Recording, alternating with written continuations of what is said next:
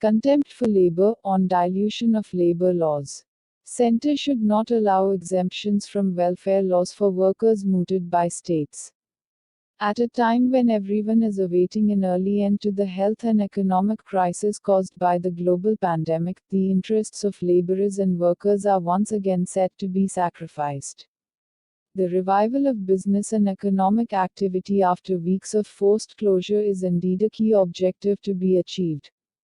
However, it is immoral and perverse on the part of some states to address this need by granting sweeping exemptions from legal provisions aimed at protecting laborers and employees in factories, industries, and other establishments.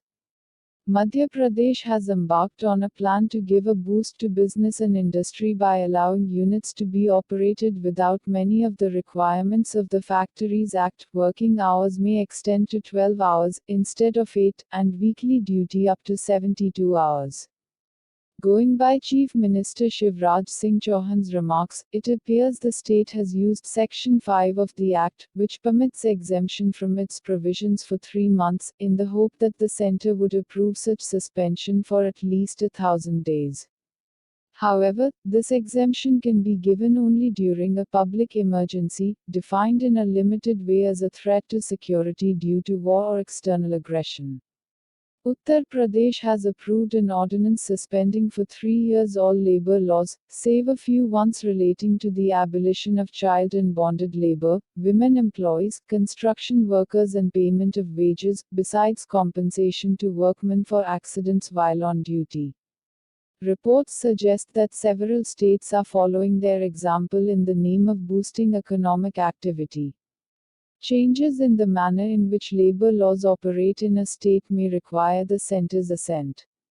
One hopes the center, which is pursuing a labor reform agenda through consolidated codes for wages, industrial relations, and occupational safety, health and working conditions, would not readily agree to wholesale exemptions from legal safeguards and protections the law now affords to workers.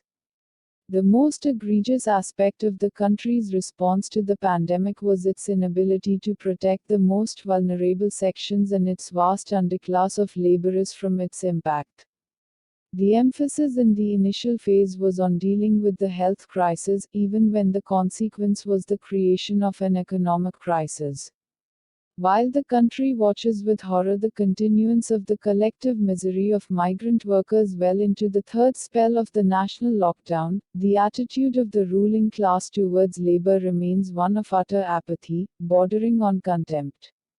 Why else would a government relieve factories of even elementary duties such as providing drinking water, first aid boxes, and protective equipment?